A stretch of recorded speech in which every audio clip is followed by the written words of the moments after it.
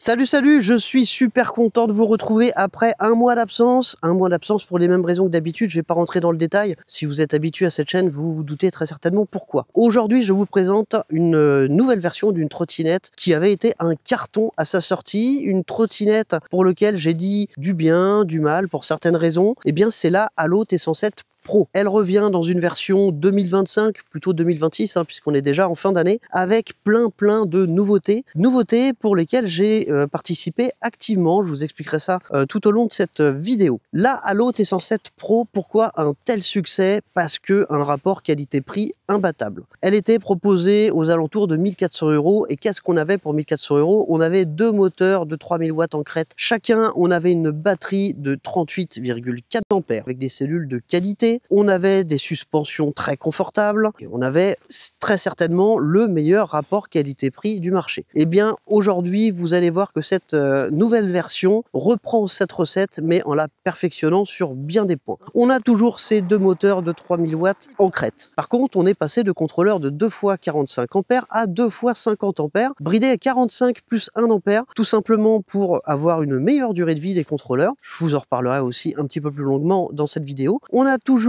une batterie de 38,4 ampères avec des cellules de qualité. Vous aurez au choix, selon les badges de production, du Panasonic, du LG ou du Samsung, jamais en dessous, c'est-à-dire des cellules qui sont données pour 3000 cycles de charge. C'est vraiment une trottinette faite pour le long terme. On a toujours des roues de 11 pouces. On a toujours des suspensions extrêmement confortables, mais on a un tout nouveau train arrière. On a des nouveaux carénages, on a un nouveau grip de deck. On a une nouvelle électronique globalement avec un nouvel écran central, on a du NFC, on a une application, on a plein de choses que je vais vous détailler dans cette vidéo. Alors on va pas perdre de temps, on va commencer à rouler tout de suite et je vais vous présenter cette trottinette en long, en large et en travers. On va voir ce que donne le 0 à 25, on va voir si le display affiche la vitesse, une vitesse similaire à celle du GPS, on vérifiera le freinage, on vérifiera le test côte, c'est surtout ça qui va vous permettre de comparer avec d'autres trottinettes ou même sa version précédente. Et puis je vais vous parler du montage, de l'emballage, de plein de choses. Alors si ça vous intéresse, restez avec moi, c'est parti. Les trottinettes électriques, impossible de leur échapper, elles sont partout. Je vais commencer par vous montrer comment on allume la trottinette et puis ensuite je vais vous parler de l'emballage, du montage et puis on va vous présenter tous les éléments. Pour allumer cette nouvelle T107 Pro, on a maintenant deux pastilles NFC qui sont fournies avec. Les pastilles NFC, ce sont celles-ci, vous en avez deux qui sont fournies avec. Tant qu'on y est, qu'est-ce que vous avez de fourni avec? Vous avez un toolkit. Alors un toolkit vraiment basique, c'est pas le meilleur. Si vous avez vos propres outils, des clés Allen de qualité, eh bien utilisez-les parce que ça c'est bien en dépannage, mais pas plus. Vous avez deux chargeurs de 3 ampères chacun, c'est-à-dire qu'une charge pleine vous prendra 6 heures et c'est vraiment pas grand chose. Je vous donnerai aussi les coûts en fonction du tarif conventionné, que vous soyez sur un simple tarif, sur un tarif jour-nuit, enfin heure pleine, heure creuse, puisque maintenant c'est un petit peu changé. Ça, je vous donnerai ça en fin de vidéo. Qu'est-ce qu'on a encore de fourni avec? On a une notice multilangue bien traduite, la voici. Vous avez aussi une télécommande permettant de sélectionner différents effets sur les LED que vous avez sur la colonne, sur les flancs du deck, sur le marchepied, un petit peu partout. Voici la télécommande. Vous avez deux télécommandes comme celle-ci. Je vais pas vous expliquer à quoi sert cette télécommande. Oh putain! Si vous vous intéressez à cette trottinette, vous savez très bien pourquoi. Et vous avez donc ces deux pastilles NFC. Allez, on démarre la trottinette. Pour démarrer la trottinette, on reste appuyé sur le bouton Power qui se situe maintenant avec la gâchette index juste ici. Vous restez appuyé sur Power. Vous avez des petits traits en bas, vous mettez votre pastille NFC sur le côté de l'écran.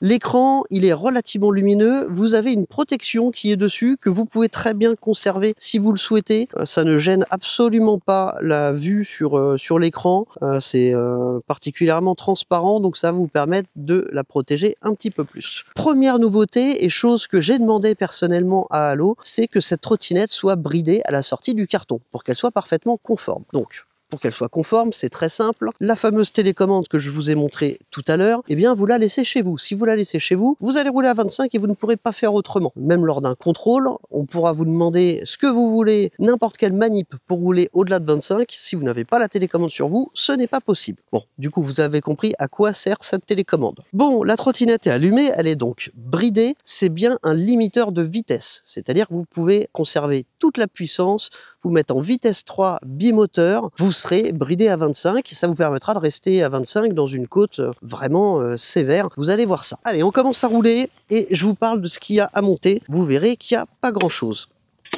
Alors j'allais faire une bêtise, avant de commencer à rouler sur ce type de trottinette, n'oubliez pas le casque, surtout si vous vous servez de la petite télécommande, eh bien casque, protection, pensez à vos chevilles, c'est généralement ce qui prend en premier, pensez à votre buste, enfin voilà, portez un maximum de protection parce que c'est une trottinette qui, avec l'utilisation de cette télécommande, peut aller très très vite. Bon, sur cette chaîne, c'est pas ici que je vous montrerai à quelle vitesse max vous pourrez aller avec cette trottinette.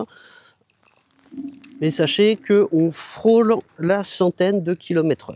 Alors on commence par le montage. On n'avait pas grand chose à monter. Alors déjà l'emballage il est juste excellent. La trottinette est vraiment très très bien protégée. Vous avez à peu près 2 sacs de 50 litres, donc 100 litres de polystyrène pour la protéger dans le carton. Autant vous dire qu'elle est vraiment bien protégée. Vous avez le cintre qui sera contre la colonne, donc il faudra monter le cintre sur la colonne. Sur le cintre, la potence est déjà fixée, vous n'aurez plus qu'à mettre la potence sur la colonne. Pour ça, rien de bien compliqué, vous serrez d'abord ce collier-là, vous le laissez serrer pour pas que le tube tombe dans la colonne, sinon vous aurez du mal à le récupérer. Vous retirez ce petit bouchon, vous placez la potence et vous resserrez très fort ces 2 vis. Vous remettez ensuite le bouchon, mais surtout, sachez que ce n'est pas le bouchon qui maintient vraiment le plus la potence sur la colonne, c'est vraiment les 2 vis à l'horizontale, donc c'est celle-ci qu'il va falloir serrer très fort. Là, c'est plus décoratif qu'autre chose. Une fois que vous avez fait ça, vous allez pouvoir la mettre en charge. Alors déjà, ce que je peux vous dire, c'est que j'ai mesuré la tension et la puissance de chaque chargeur. La tension, elle est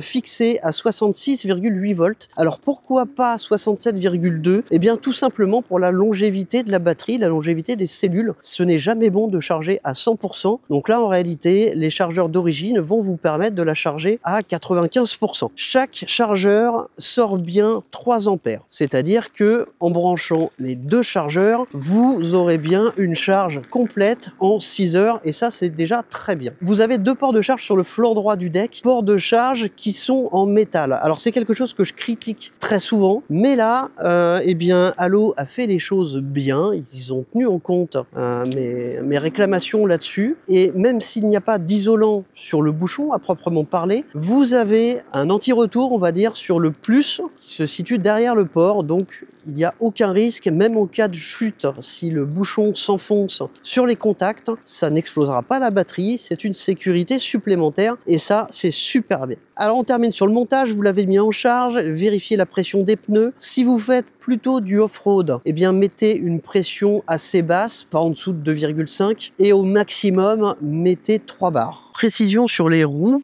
Ce ne sont pas des pneus tubeless, ce sont des pneus à chambre à air. C'est un choix volontaire de la part de Allo. Alors, c'est pas une de mes demandes, même si je préfère les chambres à air. Là, ça vient pas de moi. S'ils ont fait ce choix, c'est pour faciliter le changement des pneus, car ils ont pu mettre des jantes qui s'ouvrent en 2, ce qui va permettre de pouvoir changer les pneus sans avoir à débrancher le moteur, ce qui n'est pas possible avec un montage tubeless. Voilà l'explication. Allez, on repart. Cela va dépendre aussi de votre poids et puis de ce que vous aimez, tout simplement. Généralement sur route, on va avoir tendance à gonfler, à mettre pas mal de pression et au contraire, sur les chemins, on va chercher à avoir plus de grip, donc des pneus un petit peu plus mous et là, on va plutôt descendre sur 2,5 bars. Vérifiez ensuite les serrages, vérifiez que le vérin de direction qui est déjà fixé sur la trottinette, déjà monté, et ça c'est très bien, ne soit pas trop serré pour ne pas vous vautrer quand vous allez rouler avec pour la première fois, parce que ça c'est quelque chose qui peut arriver. Maintenant que vous avez mis la bonne pression, que vous avez réglé correctement le vérin, eh bien faites les derniers serrages nécessaires, c'est-à-dire les axes de roue, les axes moteurs que vous avez ici à l'arrière, à l'avant, l'axe du nouveau train arrière, on reviendra dessus. On a, vous voyez, des nouveaux bras oscillants qui sont très solides, qui sont vraiment très bien. On a aussi une nouvelle béquille, mais tout ça, je vais vous le détailler tout à l'heure. Tout est serré, et bien maintenant, on peut rouler et c'est ce qu'on va commencer à faire. Alors bien qu'il y ait un nouvel habillage, cette nouvelle Halo T107 conserve le même cadre. Pourquoi elle a conservé le même cadre? Eh bien c'est une question de coût. C'est un cadre qui a un des meilleurs rapports qualité, durée de vie dans le temps et prix pour les fabricants. C'est pourquoi vous retrouvez beaucoup de trottinettes similaires qui pourtant ne sont pas fabriquées dans la même usine. Je vous explique un petit peu le fonctionnement. En fait, les constructeurs vont partir d'un cadre qu'ils vont acheter à telle ou telle usine. Donc ce cadre fait partie des plus utilisés tout simplement parce que c'est celui qui apporte le moins de SAV et apporte le plus de performance. C'est pourquoi vous le retrouvez sur énormément de trottinettes. Ça ne veut pas dire que deux trottinettes avec le même cadre seront identiques, puisqu'après chaque fabricant va ajouter les composants qu'il souhaite. Et c'est là qu'Halo se démarque fortement de la concurrence, et bien déjà par la qualité des batteries. Sur la première version, il y en avait eu avec des cellules LG et d'autres avec des cellules chinoises. Sur cette nouvelle version, vous n'aurez que des cellules de qualité. Alors moi c'est une Panasonic, mais vous n'aurez pas forcément du Panasonic, vous pourrez avoir du LG ou du Samsung, mais jamais en dessous, donc toujours des cellules données pour plus de 3000 cycles de charge. Enfin, c'est-à-dire qu'au bout de 3000 cycles de charge, il leur resteront 70% de leur capacité d'origine. C'est à ce moment-là qu'on considère qu'il faut changer la batterie. Ce cadre est très intéressant parce qu'il permet d'avoir une très bonne tenue de route, aussi bien à basse vitesse qu'à haute vitesse. Il a un empattement assez court et il permet de loger une grosse batterie. Donc beaucoup d'avantages. Il y a aussi une garde au sol très haute qui va vous permettre de faire du off-road. Donc déjà du point de vue de la maniabilité, que ce soit à basse vitesse ou à haute vitesse, cette trottinette se manie extrêmement bien. Alors on va commencer par le petit slalom habituel. Le but c'est de slalomer entre les lignes. Ça, c'est quelque chose qui est difficile à faire avec une trottinette avec un empattement assez long et qui se fait très facilement avec ce monstre. Voilà, l'avantage de ce cadre, c'est vraiment un très bon cadre. Le reproche qu'on peut se faire à ce cadre-là, on en reparlera, c'est au niveau du lock. C'est un lock qui nécessite un petit peu d'entretien, qui a besoin d'être resserré de temps en temps. Mais sachez que si Halo était parti sur un autre cadre, avec un autre lock, eh bien l'addition à l'arrivée, côté client, aurait été supérieure d'au moins 300 €. Et le but de la T107 Pro, c'est de proposer un maximum de performance, de qualité, à un prix contenu. Alors, avant de passer à la suite, eh bien on va passer à la promo. Cette vidéo est proposée directement par Halo. Halo avec qui j'ai collaboré pour les upgrades de cette nouvelle T107. Alors pourquoi collaborer avec moi plutôt qu'un autre? Eh bien tout simplement parce que j'ai un passé d'entrepreneur, j'ai travaillé avec la Chine et je suis très au fait des difficultés de production.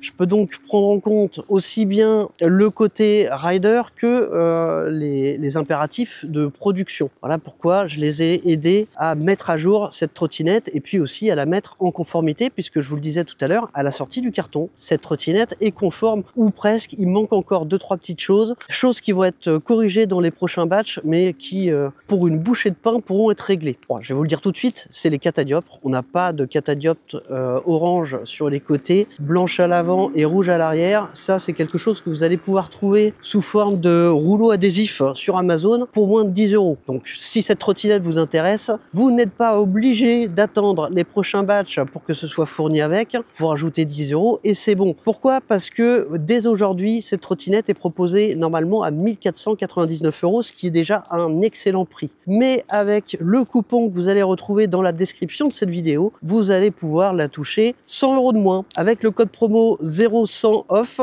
avec 2 F, eh bien vous allez la payer 1399 €. Maintenant qu'on en a fini avec la promo, on va commencer par mesurer le 0 à 25. La trottinette est bridée. Je vais me mettre en vitesse 3, c'est-à-dire mode race, et en bimoteur. Vous avez donc le switch qui est ici. Alors, sachez que ce bouton va vous permettre, si la trottinette est débridée via la télécommande, de la rebrider. En revanche, c'est la télécommande qui a priorité sur ce bouton. C'est-à-dire que si la trottinette est bridée via la télécommande et que vous laissez la télécommande chez vous, ce bouton ne sera plus actif. La trottinette sera toujours bridée, quelle que soit la position de ce bouton. On va donc faire un premier test de vitesse bridé, vitesse 3, dual. Et bien, c'est parti. 1, 2 et 3. Ça patine fort et arrive à 25, hop, limité. Alors ça va redescendre doucement à 25, là on est à 26 sur l'écran, à voir si ça correspond avec la vitesse GPS. Je la débriderai complètement pour le test côte, ce sera amplement suffisant pour comparer avec la version précédente ou comparer avec la trottinette que vous voulez, puisque le test côte je le fais toujours exactement dans les mêmes conditions. Alors on va se remettre en single parce que vous voyez que même bridée en dual, eh bien elle arrache. Et en attendant de me rendre vers le test côte, je vais commencer à vous présenter le nouveau cintre et les éléments qui sont dessus. Eh bien alors déjà le cintre en lui-même, on est maintenant sur un cintre qui n'est plus pliable, on est sur un cintre de 680 mm de large. Je pense que c'est un bon compromis, mais pour plus de confort, on peut être plus à l'aise avec un cintre un petit peu plus large. Mais moi personnellement, je trouve que 680 mm c'est un bon compromis, surtout si vous comptez rouler uniquement à 25 en ville, ça vous évite d'avoir un cintre trop large qui risquerait de taper contre les rétros. Vous avez des poignées, bon, tout ce qu'il y a de plus classique avec une petite forme ergonomique. C'est pas les plus confortables, c'est pas les pires. Elles sont dans un diamètre standard, vous allez pouvoir les changer très facilement. Elles sont plutôt bien fixées de base, elles ne tournent pas autour du cintre et ça c'est pas mal. Vous avez des poignées de frein hydrauliques. J'ai pas fait le test de freinage donc je vais faire demi-tour et on va le faire. Poignées de frein hydrauliques 4 doigts, ce sont des freins hydrauliques XOD, double piston à l'avant et à l'arrière et on retrouve des disques de 160 mm. Alors je fais demi-tour, je vous présente le reste des éléments du cintre, on fait le test de freinage et on passe au test côte. On a ensuite un commodo. Alors le commodo, c'est pas le plus joli. Vous avez ici un bouton qui va vous permettre d'allumer ou d'éteindre les feux. Juste en dessous, vous avez le switch pour les clignotants. Clignotants qui se situent sur le cintre à l'avant, donc visibles de l'avant. Alors ils sont pas en bout de cintre, ça c'est dommage, mais ils sont quand même visibles de devant. En revanche, à l'arrière, je les trouve plutôt mal placés. Ils sont sur le marchepied. Ça c'est quelque chose que je n'ai pas réussi à négocier. C'est pas les plus visibles à l'arrière. Tout en dessous, vous avez le switch du klaxon. Alors le klaxon, c'est un klaxon électrique assez bruyant, très bruyant. Vous avez ensuite un autre switch. Alors ce switch-là, qu'est-ce qu'il va vous permettre de faire? Eh bien, il va vous permettre d'activer le Bluetooth sur le klaxon, parce que le klaxon fait aussi office d'enceinte connectée. Juste en dessous, vous avez un autre switch qui va vous permettre d'éteindre les LED séparément de l'éclairage route. Et ça, c'est quelque chose que j'avais demandé. Merci Allo de le proposer. Vous allez pouvoir enfin couper les LED si vous le souhaitez, tout en conservant l'éclairage indispensable pour rouler aussi bien de jour que de nuit, parce que ça permet d'être plus visible tout simplement. Au centre, vous avez ce nouvel écran central qui est vraiment très bien foutu. Vous y trouvez toutes les infos nécessaires, trip, odo, tension de la batterie en numérique, vitesse en direct. Vous avez un petit icône Bluetooth aussi. En fait, cette trottinette a deux fonctions Bluetooth. Vous avez la partie enceinte connectée et vous avez aussi une app. Alors l'app, sachez que c'est en développement. Pour l'instant, c'est l'app Tuya Mobile. Tuya Mobi, je crois, tout simplement. Alors il y a peu de fonctions pour l'instant sur l'application. À l'avenir, il y aura un peu plus de fonctions. Et sachez que pour ceux qui utilisent déjà une application de domotique type Tuya, mais pas Tuya Mobi, Tuya tout court ou Smart Life, la trottinette va être compatible. Elle ne l'est pas encore, mais elle va l'être bientôt. De l'autre côté, on retrouve une gâchette index avec les boutons qui vont vous permettre de sélectionner le mode de vitesse, le bouton qui va vous permettre de l'allumer, la touche M qui va vous permettre de rentrer dans les menus et qui va vous permettre aussi de faire rien du tout. À travers le menu, vous pouvez aussi activer des petites choses qui ne sont pas forcément autorisées chez nous. Je pense au cruise control, c'est-à-dire le régulateur de vitesse. Alors d'office, il n'est pas actif, contrairement à la T102. Ça c'est très bien, ça faisait partie de mes demandes, mais vous pouvez toujours l'activer à travers l'application. À droite, vous avez encore un switch avec un bouton noir. Alors qu'est-ce qu'il fait ce bouton noir? Je sais plus ce qu'il fait. Bon, je vais vous le mettre en texte parce que, écoutez, c'est pas l'éclairage, c'est pas le bridage. Oh, j'ai compris. Petit entracte, ça y est, j'ai trouvé à quoi sert ce switch. Ce switch sert à allumer les feux de position au niveau du deck. Celui-ci, c'est bien le phare à l'avant, mais celui-ci va allumer ou éteindre les feux qui sont devant dans le deck, vous voyez. Voilà à quoi ils servent. Bon, on a fait le tour, on va pouvoir passer au test de freinage. Donc le test de freinage, je le fais en roulant à 25. Les freins sont un petit peu rodé, pas beaucoup. J'ai combien de kilomètres? J'ai 4 kilomètres, mais je me suis quand même amusé à faire des freinages assez forts de manière à roder les plaquettes. Pourquoi je parle de rodage? Parce que les plaquettes, quand elles sont neuves, vous avez une sorte d'après dessus, un petit peu grasse, ce qui fait que les plaquettes vont être vraiment efficaces après quelques freinages. On est donc à 26 sur le display, ça doit correspondre à peu près à 25 sur le GPS. On a des freins hydrauliques double piston à l'avant et à l'arrière sur des disques de 160 mm. Un bon freinage va se situer entre 3 et 4 mètres quand vous roulez à 25 km/h. On voit encore un petit peu mon marquage, mais j'ai pris le mètre pour pouvoir calculer ça précisément. Je vais freiner au bout de cette ligne en essayant de ne pas déraper, mais d'avoir la distance de freinage la plus courte possible, et j'ai quand même dérapé. Donc on va se refaire un freinage parce que c'était pas terrible. Là je suis à 1, 2, 3, 4 mètres. 4 mètres 80 à peu près, puisque ce trait là c'est 5 mètres, on est entre les deux. On va se refaire un freinage en essayant ce coup-ci de ne pas déraper. Alors le but c'est de simuler un freinage d'urgence. Alors c'est vrai qu'un freinage d'urgence, on prend pas spécialement le temps de bien doser le freinage. Mais un freinage bien dosé, un freinage efficace, c'est pas un freinage où vous allez vraiment piler et déraper, puisque à partir du moment où vous allez déraper, vous allez prolonger votre distance de freinage. Donc l'idéal, c'est de trouver la bonne pression, celle qui va vous permettre de freiner, mais sans déraper, chose qui va vous demander un petit peu d'habitude. Bon, j'ai vraiment du mal, mais on est toujours à 4,80 m.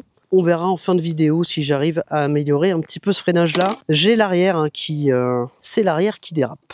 Bon, ce coup-ci, on se dirige vers le test côte. Alors maintenant que j'ai fini avec le cintre, eh bien on va finir avec la colonne. Alors la colonne, elle est ajustable en hauteur. Je vous mets tout de suite les différentes hauteurs. Alors vous avez 3 ergots qui vont vous permettre différentes hauteurs, hauteur fixe. Petit reproche tout de même sur cette colonne ajustable, il n'y a pas de méplat sur le tube qui rentre à l'intérieur de la colonne, ce qui fait qu'il va falloir serrer ce collier relativement fort et s'assurer que le cintre est bien centré avec la roue avant de serrer, parce que si ce n'est pas assez serré, eh bien c'est pas l'ergot qui va suffire à garder le cintre vraiment droit, puisque voilà, ce tube là est complètement rond. On a à l'avant une fourche type T, c'est une fourche mécanique avec une dureté, on va dire, parfaite pour quelqu'un de 80 kg. En dessous, ce sera peut-être un petit peu rigide. Cette nouvelle version est donnée pour 150 kg de charge utile, quand le premier modèle était donné pour 200 kg. C'est-à-dire que les suspensions actuelles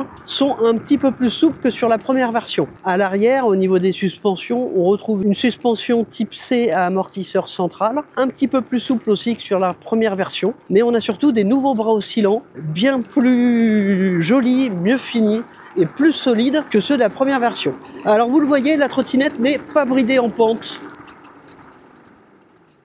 Et de base, le frein électrique est désactivé de manière à prolonger au maximum la durée de vie des contrôleurs. Je vous disais en introduction, on a des nouveaux contrôleurs de 2 fois 50 ampères, mais ils ne fonctionnent pas à 50 ampères. L'idée, c'est de ne pas les faire fonctionner au taquet pour qu'ils puissent durer le plus longtemps possible. Il vaut mieux se garder une marge de sécurité, comme Halo le propose sur cette version, que d'utiliser au taquet des contrôleurs voilà, sans se garder de marge. C'est comme ça qu'on grille un contrôleur facilement. Là, ça permet vraiment de réduire le SAV. Bon, je vous le disais, pour ce test, on va le faire débridé, vitesse 3, dual. C'est fait. L'idée, c'est de voir combien de temps je vais mettre pour aller d'ici au céder le passage, qui est là-haut. Ça va vous permettre de comparer avec la première version, si vous le voulez, ou à ses concurrentes sur le même châssis, ou même n'importe quelle autre trottinette. Allez, c'est parti. On va mettre beaucoup de poids à l'avant pour pas trop déraper. 1, 2 et 3.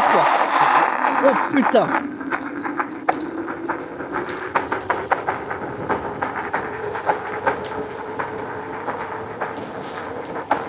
Stop! Waouh! Ça envoie carrément. de sensations et de mémoire, ça envoie plus que sur la première version. Alors c'est pas moi qui vais vous proposer une VMAX.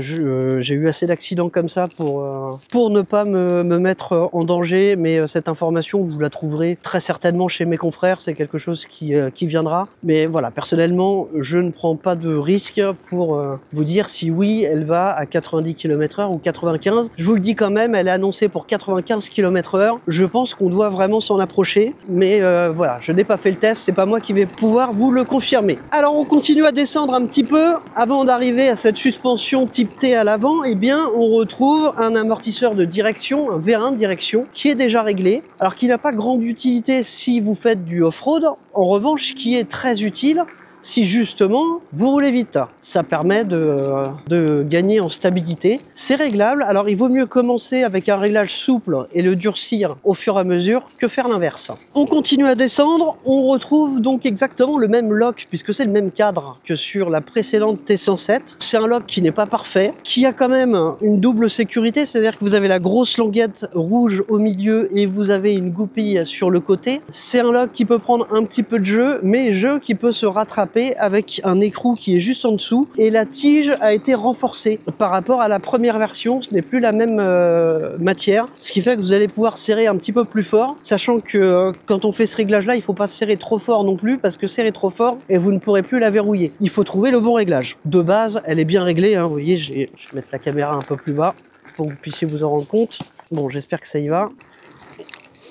Il n'y a pas de jeu, c'est vraiment la suspension qui travaille, il y a zéro jeu. Au niveau du garde-boue, c'est toujours la même forme que sur l'ancienne version. La grosse différence, c'est que maintenant on a une finition imitation carbone qui est plutôt jolie. Je trouve que ça donne un petit peu de cachet, même si je suis pas fan des imitations carbone. Le frein à disque sur la roue avant est à droite et il est aussi à droite à l'arrière, je suis en train de vérifier en même temps. Et c'est donc un disque de 160 mm, un disque relativement épais, alors j'ai pas l'épaisseur exacte, mais c'est pas les plus fins, ça se voit d'ici. Et bon, bah le freinage, on l'a déjà mesuré. Pour l'instant, c'est pas génial parce que je n'arrive pas à freiner sans déraper, à voir si j'arrive à récupérer un peu plus de feeling tout à l'heure.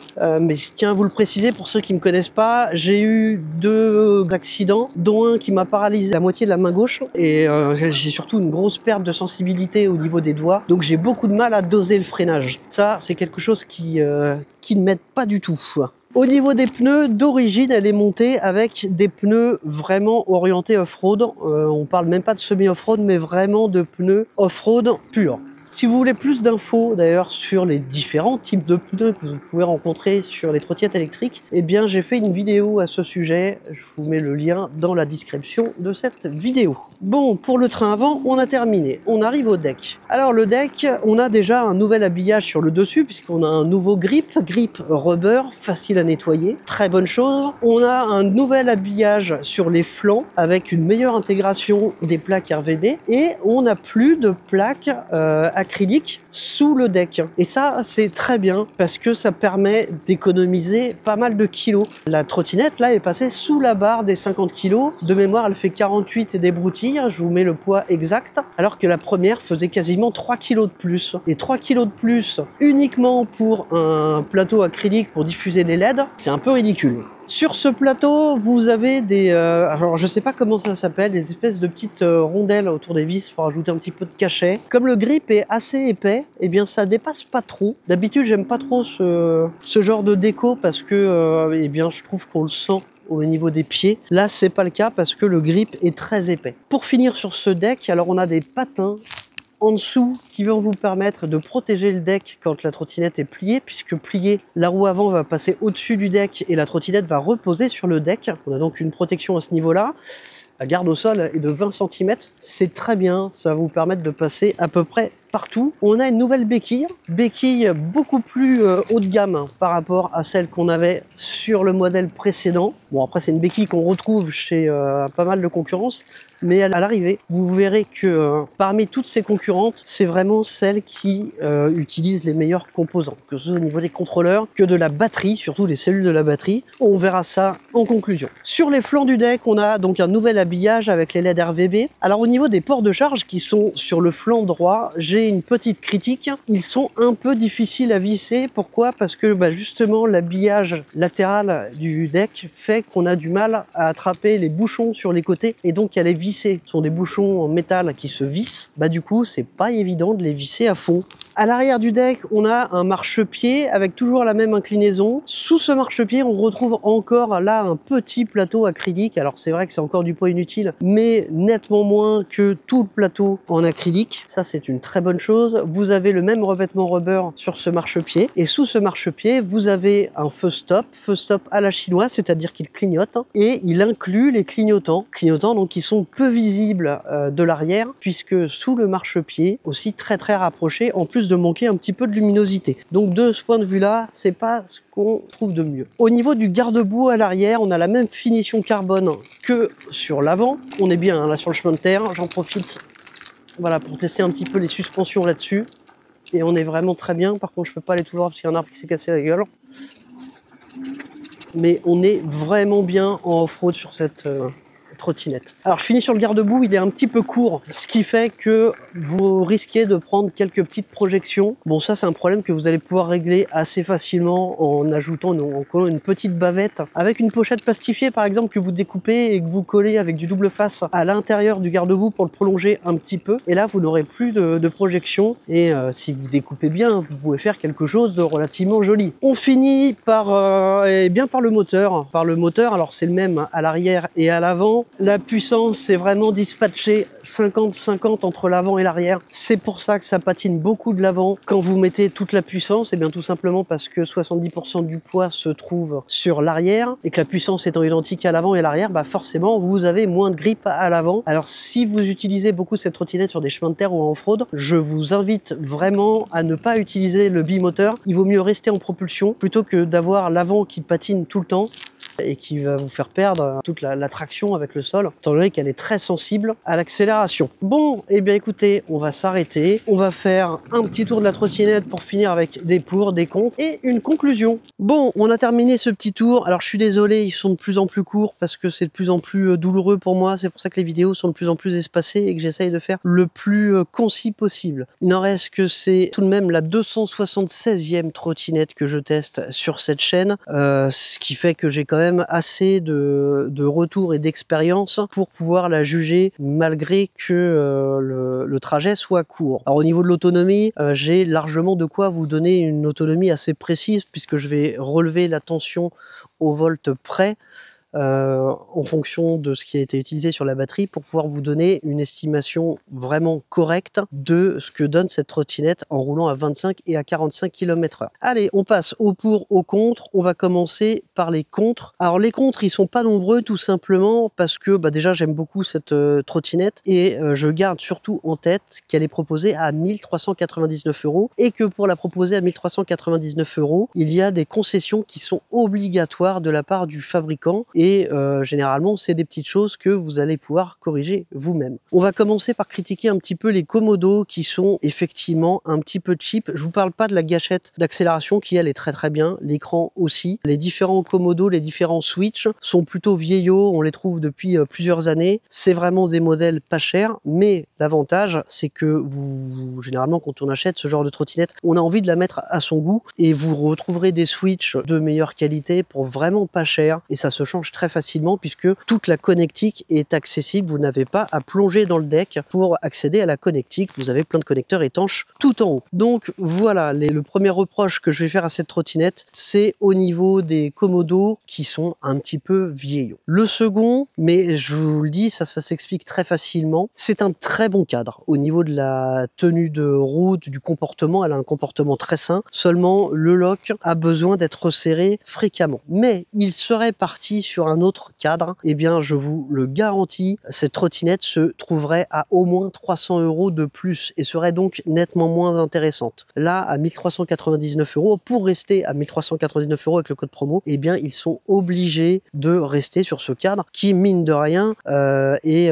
largement connu, reconnu. Vous allez pouvoir trouver des pièces si nécessaire facilement. Voilà, c'est un bon cadre, pas parfait, mais c'est certainement le meilleur dans cette gamme de prix. Autre petite inconvénient, je vous le disais tout à l'heure, là vous voyez l'habillage sur le flanc du deck qui est très sympa. Le problème, c'est que pour accéder au bouchon de charge, eh bien c'est assez compliqué. Magie du montage, je suis déjà là, vous voyez que pour visser, dévisser, il n'y a pas beaucoup de place pour mettre les doigts, et ça c'est dommage. Qu'est-ce que je peux encore lui reprocher? Alors un truc que je reproche généralement aux bimoteurs, mais c'est pareil sur 99% des trottinettes sur le marché, on a exactement la même puissance à l'avant et à l'arrière. Au niveau de la répartition, je vous le disais, on est vraiment sur du 50-50, 3000 watts en crête à l'avant, 3000 watts en crête à l'arrière, ce qui fait que le poids étant essentiellement sur l'arrière, eh bien la roue avant patine beaucoup, surtout en accélération directe. Alors il n'y a aucune latence, c'est vrai que j'ai oublié d'en parler en roulant. Ce qui fait que dès que vous allez accélérer à fond, ça va patiner.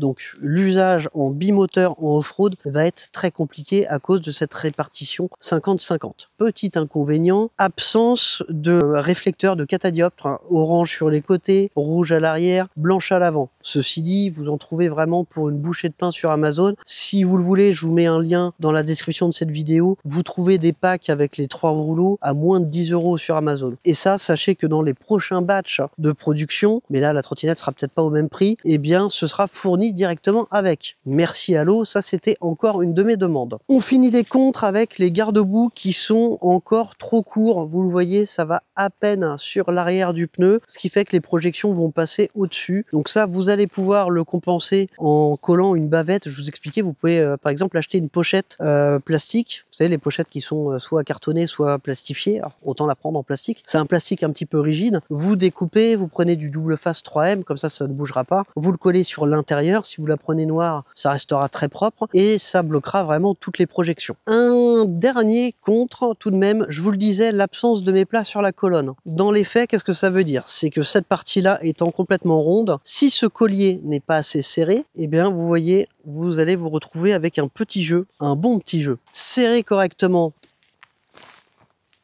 ça ne bouge plus. Mais avec un méplat, on n'aurait pas du tout ce problème.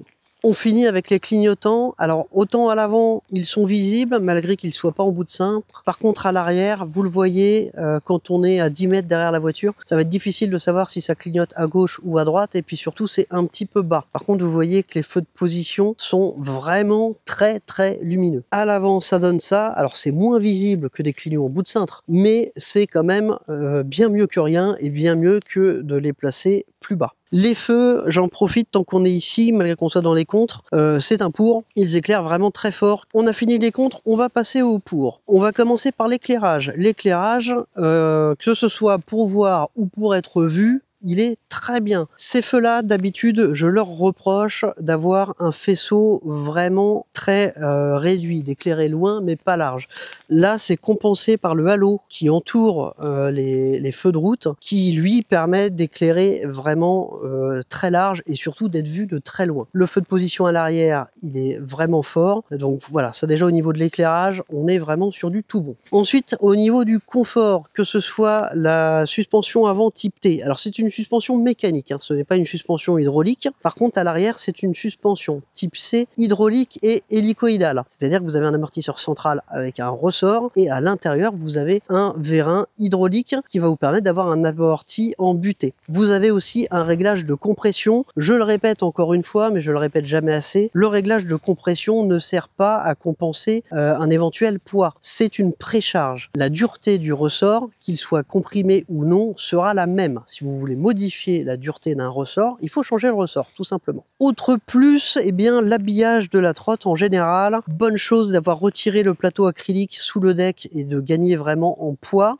J'aime beaucoup l'habillage sur les flancs du deck, on le reconnaît quasiment plus. Hein. Et les nouveaux bras oscillants à l'arrière déjà sont plus solides, sont mieux foutus et ils sont surtout bien plus esthétiques. Précision de dernière minute, parce que je m'en suis rendu compte qu'une fois arrivé chez moi, concernant les LED que vous avez sur la trottinette, celles qui sont sur les flancs, celles que vous avez sur la colonne, eh bien elles sont accompagnées d'une projection du logo de la marque au sol de chaque côté de la trottinette. Alors par contre, ne me demandez pas d'où ça vient parce que j'ai pas réussi à trouver. Pour finir aussi sur le revêtement du deck, vous le voyez, il est assez épais, ce qui fait qu'au final, les petites rondelles rouges dépassent très peu, donc on les sent quasiment pas. Alors moi je peux pas, en vrai, je peux pas vous dire si on les sent ou non parce que je sens plus rien du tout au niveau des jambes, mais bon, on voit bien qu'ils dépassent pas beaucoup. Je pense que pour le sentir, il faut vraiment être sensible du pied. Autre plus, eh bien l'électronique, que ce soit les nouveaux contrôleurs de 50 ampères bridés à 46 ampères. Alors déjà, petite précision, en cas de surchauffe, ils vont réduire automatiquement la puissance de 10% pour pouvoir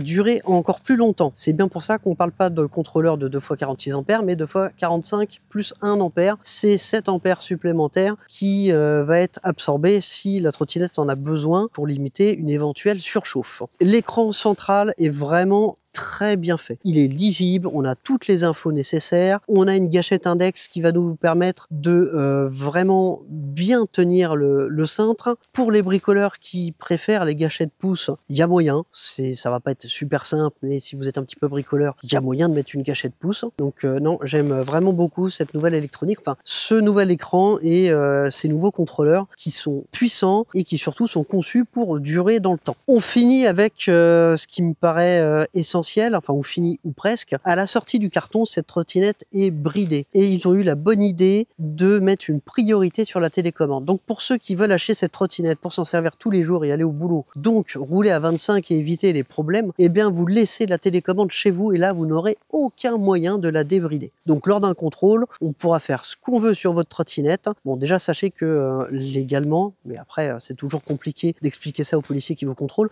ils n'ont pas le droit de toucher aux commandes de la trottinette. Bon, ça, c'est en théorie, en pratique, des fois, c'est un peu plus difficile, puisqu'on est rarement en position de force à ce moment-là. Mais si vous n'avez pas la télécommande sur vous, de toute façon, il n'y a rien à faire. Elle restera limitée à 25. Et pas bridée à 25, mais bien limitée à 25. Et ça, c'est important parce que ça vous permet d'avoir toute la puissance, même limitée à 25. Donc ça, c'est une très très bonne chose. Ensuite, le confort, la garde au sol, enfin bref, voilà, ce cadre en général est un très très bon cadre. C'est une très bonne chose. Bon, on finit sur le point le plus important, ce qui a fait le succès de la T107 Pro et qui est toujours là aujourd'hui, c'est que cette trottinette propose ce qu'il y a de mieux dans cette gamme de prix, tout simplement. Vous avez des batteries de qualité, cellules Panasonic, LG ou Samsung, 3000 cycles de charge minimum pour cette batterie. C'est-à-dire une durée de vie si vous roulez à 25 de 240 000 km, même un petit peu plus. Et si vous roulez à 45 de moyenne, donc si vous roulez quand même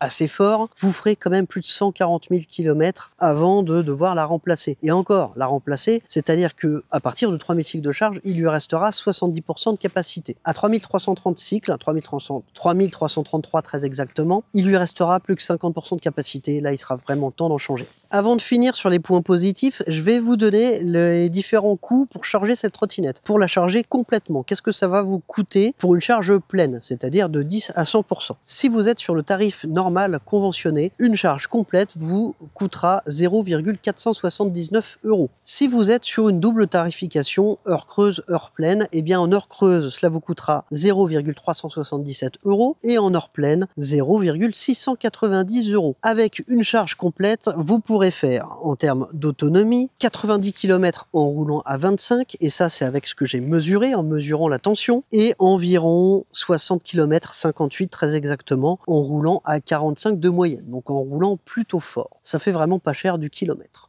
Vous l'avez compris, c'est une trottinette que je peux vous recommander, que ce soit pour utiliser tous les jours ou que ce soit pour vous loisir le week-end, donc très certainement débridé. Bon, j'ai trop parlé, j'ai plus de micro, donc désolé pour la fin de cette vidéo. C'est une trottinette que je vous recommande, que ce soit pour utiliser tous les jours, puisque en rajoutant simplement les catadioptres, vous allez pouvoir l'assurer et rouler légalement, puisque je vous ai expliqué comment fonctionne le système de bridage. Elle a un super rapport qualité-prix. Elle a une tenue de route excellente, que ce soit à basse ou à haute vitesse. Et elle a surtout un prix d'enfer. 1399 € avec le code promo, vous allez le retrouver dans la description. Voilà, bah écoutez, c'est tout pour moi. Désolé pour cette caméra, j'étais un petit peu long. Je vous dis à très bientôt pour une prochaine vidéo. Salut, salut!